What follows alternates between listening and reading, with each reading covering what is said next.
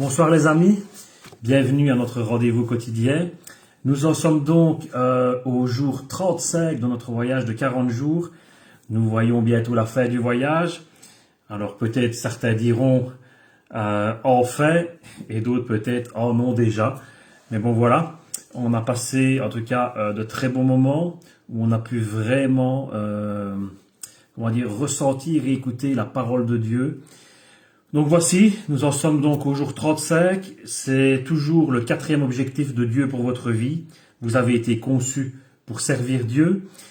Et nous sommes donc dans maintenant le chapitre 35 qui s'intitule « La puissance de Dieu dans votre faiblesse ». On a pu lire ensemble de merveilleux chapitres qui nous ont vraiment parlé, qui nous ont vraiment, je pense, aidés et qui sont finalement un défi pour notre vie chrétienne de tous les jours. Alors, sans plus tarder, on démarre avec ce chapitre 35 et d'ores et déjà, on demande au Seigneur de poser sa main sur nous, d'envoyer son Saint-Esprit et d'ouvrir notre cœur afin qu'il puisse nous parler, nous transformer et vraiment nous mettre à son écoute. Alors voilà, la puissance de Dieu dans votre faiblesse. Nous sommes faibles, nous aussi, mais nous vous le montrerons, nous vivons avec lui par la puissance de Dieu. 2 Corinthiens 13, 4. Ma grâce te suffit, car c'est dans la faiblesse que ma puissance se manifeste pleinement. 2 Corinthiens 12, 9. Dieu aime employer des gens faibles. Chacun a ses faiblesses, et elles sont multiples, physiques, émotionnelles, intellectuelle et spirituelle. Vous êtes peut-être fragilisé par des circonstances adverses ou relationnelles. L'essentiel est ce que vous en faites. Généralement, nous nions nos faiblesses, ou nous les défendons, les excusons, les cachons et en sommes irrités. Tout cela empêche le Seigneur de s'en servir comme il le souhaiterait. Dieu a un point de vue différent à ce sujet. Il a dit « Mes voix sont élevées au-dessus de vos voix et mes pensées au-dessus de vos pensées. » C'est pourquoi il agit souvent à l'inverse de ce que nous souhaiterions. Nous pensons que le Seigneur ne veut employer que nos points forts, mais il souhaite aussi utiliser nos faiblesses pour sa gloire. La Bible dit Dieu a choisi ce qui est faible pour couvrir de honte les puissants. Vos faiblesses ne sont pas le fruit du hasard. Dieu les a volontairement permises dans votre vie afin de démontrer sa puissance à travers vous. Jamais le Seigneur n'a été impressionné par la force ou l'autonomie. Au contraire, ce sont les gens qui sont faibles et qui l'admettent qui l'attirent. Jésus qualifiait cette reconnaissance de nos faiblesses de pauvreté d'esprit. Elle fait partie des attitudes qu'il bénit. La Bible regorge d'exemples montrant comment Dieu aime se servir de gens imparfaits et ordinaires pour accomplir des exploits malgré leur imperfection. Si le Seigneur n'employait que des gens parfaits, rien ne se ferait jamais, car nous avons tous nos failles. Le fait qu'il se serve de gens imparfaits doit tous nous encourager. Une faiblesse ou une écharde, selon l'expression de Paul, n'est pas un péché, un vice ou un défaut de caractère que vous pouvez modifier, comme la boulimie ou l'impatience. C'est une limite dont vous avez hérité et que vous ne pouvez pas changer. Elle peut être physique, handicap, maladie chronique, manque naturel d'énergie, incapacité, ou alors émotionnel, traumatisme, souvenirs douloureux, bizarrerie de caractère, disposition héréditaire, ou intellectuelle, limitation. Nous ne sommes pas tous extrêmement brillants et doués. Quand vous pensez à vos limites, vous êtes peut-être tenté de conclure « Jamais le Seigneur ne pourra m'employer ». Mais Dieu ne se laisse jamais arrêter par nos limites. Au contraire, il aime mettre sa grande puissance dans des vases ordinaires. Selon les Écritures, ce trésor, nous le portons dans les vases faits d'argile que nous sommes, pour que ce soit la puissance extraordinaire de Dieu qui se manifeste, et non notre propre capacité. Comme des vases ordinaires, nous sommes fragiles, vulnérables, et nous nous brisons facilement. Mais le Seigneur nous utilisera si nous le laissons agir dans notre faiblesse. Pour que cela arrive, nous devons suivre l'exemple de Paul. Premièrement, admettez vos faiblesses. Reconnaissez que vous êtes faillible. Cessez de prétendre être un surhomme et soyez honnête avec vous-même. Au lieu de vous voiler la face ou de vous trouver des excuses, prenez le temps de discerner vos faiblesses personnelles. Au besoin, dressez-en la liste. Dans le Nouveau Testament, 2 grandes confessions illustrent la mentalité que nous devons avoir pour vivre sainement. La première est celle de Pierre, lorsqu'il a dit à Jésus « Tu es le Christ, le Fils du Dieu vivant ». La seconde est celle de Paul, qui a déclaré à une foule en extase devant lui « Nous ne sommes que des hommes, tout à fait semblables à vous ». Si vous voulez que Dieu vous emploie, vous devez savoir qui il est et qui vous êtes. Beaucoup de chrétiens, surtout parmi les dirigeants, oublient cette seconde évidence. Nous ne sommes que des êtres humains. S'il faut que vous passiez par une crise pour l'admettre, Dieu n'hésitera pas à la permettre, car il vous aime. Deuxièmement, soyez contents de vos faiblesses. Paul déclarait « Je me glorifierai donc bien plus volontiers de mes faiblesses, afin que la puissance de Christ repose sur moi. C'est pourquoi je me plais dans les faiblesses pour Christ. » De prime abord, cela n'a aucun sens. Nous souhaitons être débarrassés de nos faiblesses et non nous y complaire. Mais en fait, le contentement prouve que nous avons la foi en la bonté de Dieu. Il sous-entend « Seigneur, je crois que tu m'aimes et que tu sais ce qui est bon pour moi. » Paul nous donne plusieurs raisons d'être contents de nos faiblesses innées. Premièrement, elles nous amènent à dépendre de Dieu. En parlant de sa propre faiblesse, que le Seigneur a fait refuser de lui ôter, Paul a expliqué « Je me réjouis des faiblesses, car lorsque je suis faible, c'est alors que je suis fort. » Quand vous vous sentez tout petit, Dieu vous rappelle que vous devez dépendre de lui. D'autre part, nos faiblesses nous empêchent de devenir arrogants. Elles nous maintiennent dans l'humilité. Paul a dit « Afin que je ne sois pas enflé d'orgueil, une dure souffrance m'a été infligée dans mon corps. » Souvent, le Seigneur associe une grande limitation à une force hors du commun, afin de nous empêcher de nous enfler d'orgueil. Comme un frein, une limite nous empêche d'aller trop vite et de dépasser le plan divin. Quand Gédéon a recruté une armée de 32 000 hommes pour combattre les Madianites, le Seigneur a réduit ce nombre à 300, ce qui a rendu les troupes 450 fois moins nombreuses que celles de leur ennemi. Voilà qui paraissait garantir une catastrophe. Mais Dieu l'a permis pour qu'Israël sache que c'était la puissance de Dieu qui les sauverait et non leur propre force. Nos faiblesses encouragent aussi la communion entre les croyants. Alors que la force incite à l'indépendance, je n'ai besoin de personne, nos limites nous montrent à quel point nous avons besoin des autres. Et lorsque nous joignons les unes aux autres les cordelettes de nos faibles vies, nous constituons une corde très solide. Vance Havner disait avec esprit « Comme des flocons de neige, les chrétiens sont fragiles, mais s'ils se collent les uns aux autres, ils peuvent bloquer la circulation. » Par-dessus tout, nos points faibles nous permettent d'avoir plus de sympathie pour les autres et d'être plus efficaces dans le ministère. Grâce à eux, nous avons beaucoup plus de compassion et de compréhension pour les faiblesses des autres. Le Seigneur veut que sur cette terre, vous exerciez le ministère de Christ, ce qui implique que les autres trouveront la guérison dans vos meurtrissures. Les plus beaux messages de votre vie et vos services les plus efficaces proviendront de vos blessures les plus profondes. Ce qui vous gêne le plus, vous fait le plus honte et vous embarrasse le plus est précisément ce dont Dieu va se servir pour guérir les autres.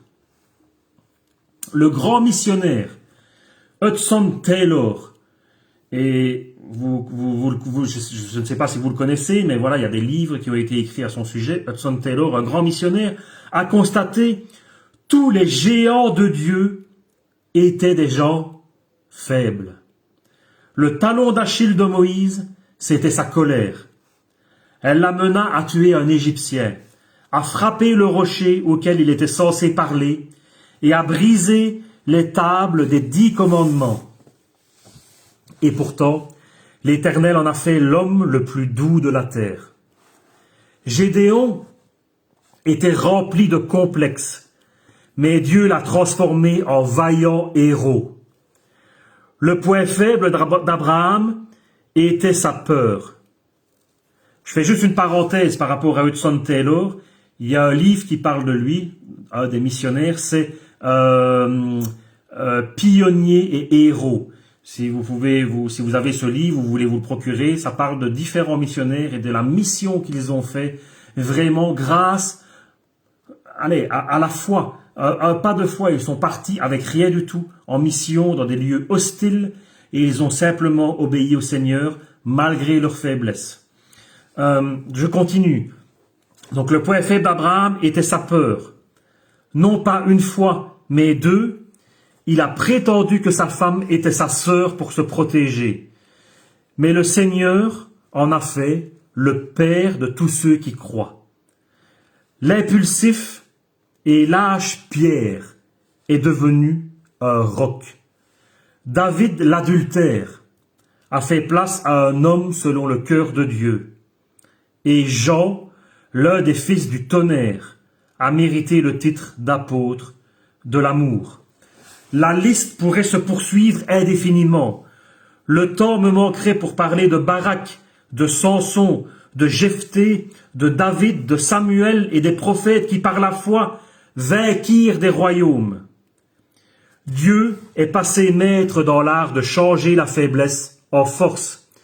Il désire prendre votre plus grande faiblesse et la transformer. Et je fais encore ici une parenthèse. Quelle que soit votre situation, quelle que soit votre faiblesse, quel que soit votre péché, rien n'est impossible à Dieu. Dieu peut vous faire triompher, comme il a fait triompher David, comme il a fait triompher Gédéon, Moïse, et tous les personnages que l'on peut trouver dans la Bible, qui ont commis certainement des péchés graves ou non, des personnes qui étaient faibles, des personnes ordinaires, comme vous et moi, sur lesquels j'en parlais aujourd'hui, on en parlait aujourd'hui avec des frères, des personnes sur lesquelles on n'aurait jamais misé, nous en tant qu'êtres humains, mais Dieu mise dessus. Dieu mise dessus. Dieu mise sur les personnes ordinaires qui sont prêtes à se laisser transformer par lui, à se laisser changer, des personnes qui ont la foi et qui aiment le Seigneur. Amen. Je continue. Deuxièmement, parlez franchement de vos faiblesses. Le ministère commence par la vulnérabilité. Plus vous laisserez tomber le masque, plus vous serez transparent, plus vous avouerez vos luttes et plus le Seigneur pourra vous employer pour servir les autres. Dans toutes ses lettres, Paul montrait ses failles. Il faisait part honnêtement de ses échecs. Je ne fais pas le bien que je veux et je fais le mal que je ne veux pas. De ses sentiments, nous vous avons largement ouvert notre cœur. De ses déceptions, nous étions écrasés, à bout de force, au point même que nous désespérions de conserver la vie. Et de ses craintes, je me suis présenté à vous, faible et tout tremblant de crainte. Évidemment, la vulnérabilité est risquée. Il est parfois effrayant de laisser tomber ses défenses et d'ouvrir sa vie aux autres. Lorsqu'on dévoile ses échecs, ses sentiments, ses déceptions et ses craintes, on court le risque d'être rejeté. mais le jeu en vaut la chandelle. La vulnérabilité nous dégage d'un grand poids. Nous confier aux autres dissipe notre tension, minimise nos appréhensions et représente le premier pas vers la libération. Nous avons déjà expliqué que Dieu fait grâce aux humbles, mais beaucoup se méprennent sur le sens de la véritable humilité. Cette dernière ne consiste pas à vous mortifier et à nier vos points forts, mais plutôt à admettre honnêtement vos faiblesses. Plus vous serez franc à ce sujet, plus le Seigneur vous transmettra sa grâce et plus vous en recevrez des autres. La vulnérabilité est une qualité attachante. Nous sommes naturellement attirés vers les gens humbles, alors que la prétention rébute, l'authenticité attire et la vulnérabilité nous rapproche les uns des autres. C'est pour cela que Dieu veut se servir de vos points faibles et pas seulement de vos points forts. Si tous les autres ne voient que vos exploits, ils se découragent et pensent « Eh bien, c'est très bien pour lui, mais moi je ne serai jamais capable de faire ça. » Mais lorsqu'ils voient Dieu se servir de vous en dépit de vos faiblesses, cela les incite à penser « Après tout, le Seigneur peut peut-être m'employer. » Nos exploits engendrent la compétition, alors que nos points faibles nous soudent les uns aux autres. Et c'est grâce à ça, d'être soudés les uns aux autres, d'être unis les uns aux autres, que nos faiblesses finalement mises ensemble, que nos points forts mis ensemble, nous permettent d'être solides. À un certain moment de votre vie, vous devrez décider si vous souhaitez impressionner les autres ou les influencer. Vous pouvez impressionner les autres de loin, mais pour les influencer, il faut que vous vous rapprochiez d'eux. Or, si vous le faites, ils verront franchement vos failles. C'est normal. La qualité la plus nécessaire d'un dirigeant n'est pas la perfection, mais la crédibilité. Si les gens ne peuvent pas vous faire confiance, ils ne vous suivront pas. Comment être crédible? Non pas en prétendant être parfait, mais en étant honnête. Troisièmement, glorifiez-vous de vos faiblesses. Paul a affirmé « Je ne me vanterai que de mes faiblesses. Au lieu de prendre l'air sûr de vous et invincible, considérez-vous comme un trophée de la grâce. Lorsque Satan vous montre vos points faibles, soyez d'accord avec lui pour une fois, et bénissez le Seigneur du fond du cœur de compatir à nos faiblesses et le Saint-Esprit de nous aider dans notre faiblesse. Parfois, Dieu change même un point fort en faiblesse, afin de nous employer encore plus. Jacob était un manipulateur qui a passé sa vie à comploter, puis à fuir les conséquences de ses stratagèmes. Une nuit, il a lutté avec Dieu et il s'est écrié « Je ne te laisserai pas partir tant que tu ne m'auras pas béni. » Le Seigneur a répondu « Très bien ». Mais ensuite, il a pris sa cuisse et lui a déboîté la hanche. Qu'est-ce que cela signifie? Dieu a touché à sa force. Le muscle de la cuisse est le plus fort du corps et il l'a transformé en faiblesse. Dès cet instant, Jacob a boité. Jamais plus, il n'a pu fuir. C'est ce qui l'a obligé à s'appuyer sur le Seigneur, qu'il le veuille ou non. Si vous souhaitez que Dieu vous bénisse et vous emploie, vous devez être prêt à claudiquer pendant tout le reste de votre vie, car le Seigneur se sert de gens faibles. Amen. C'est la fin du chapitre 35. L'idée à méditer est celle-ci. Dieu travaille mieux en moi lorsque j'admets ma faiblesse. Le verset à apprendre est celui-ci. Ma grâce te suffit, car ma puissance s'accomplit dans la faiblesse. 2 Corinthiens 12:9. Et la question à me poser aujourd'hui, est-ce que je limite la grâce de Dieu dans ma vie en essayant de cacher mes faiblesses? Que dois-je dévoiler franchement pour aider les autres? Voilà, amen. Une courte conclusion. On a vu ici, finalement, que Dieu utilise nos faiblesses. Et que la puissance de Dieu se manifeste à travers aussi nos faiblesses. C'est pour ça qu'il nous faut être honnête. Honnête. On n'est pas bon, on n'a pas toutes les qualités. On n'est pas bon dans tous les domaines. Il faut être capable d'admettre honnêtement nos faiblesses. Et si nous remettons nos faiblesses entre les mains du Seigneur, il en tirera profit. Il les utilisera pour sa gloire. Soyons honnêtes. N'essayons pas de cacher nos faiblesses, de cacher nos défauts. Il n'y a pas un homme sur la terre qui est parfait. Le seul qui a été parfait, c'est Jésus-Christ. C'est le seul et l'unique. Même le plus grand des hommes de Dieu. Alors peut-être que pour vous, le plus grand des hommes de Dieu, c'est Paul, peut-être que c'est David, peut-être que c'est Moïse, peut-être que c'est Ésaïe. Mais même le plus grand d'entre eux avait des faiblesses et était imparfait. Voilà, c'est simple. Nous sommes tous imparfaits. Nous avons tous des faiblesses. Alors soyons honnêtes, n'essayons pas de les cacher, n'essayons pas de parader, n'essayons pas de faire les malins. Mais simplement reconnaissons honnêtement que nous sommes des êtres humains, faibles. Et si vous ne voulez pas le reconnaître, tôt ou tard, vous serez obligé de le faire. Vous voyez, Jacob, il a eu une lutte, un combat avec Dieu. Et Dieu lui a déboîté la hanche. Jacob était fort et il est devenu faible parce que Dieu lui a déboîté la hanche. Et depuis ce jour-là, Jacob a dû compter continuellement sur Dieu. Il n'a plus s'enfuir. Et si vous lisez l'histoire de Jacob et vous lisez plus loin, il a dû rencontrer à nouveau son frère Ésaü. Donc Jacob avait trompé Ésaü, avait volé la bénédiction à Ésaü.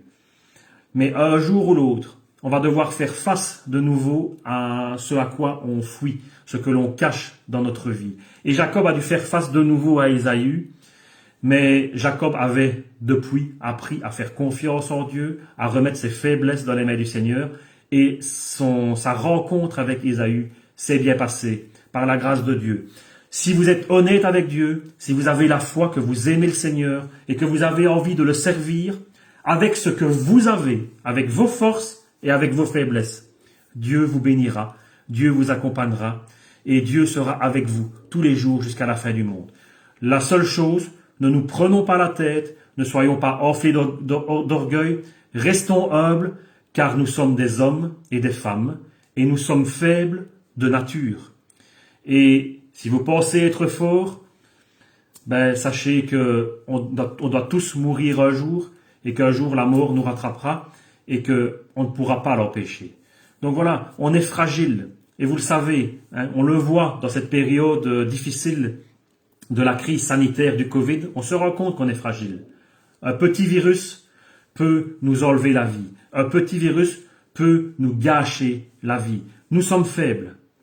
C'est pour ça qu'on a besoin de Dieu et de sa puissance. Nous avons besoin d'être honnêtes avec nous-mêmes, honnêtes avec les autres. Et nous dire, voilà Seigneur, je suis vulnérable. Et j'aimais le directeur de l'école biblique en Angleterre. Il commençait toujours ses prières en disant, Seigneur, nous sommes disponibles. Il disait, nous sommes disponibles à toi.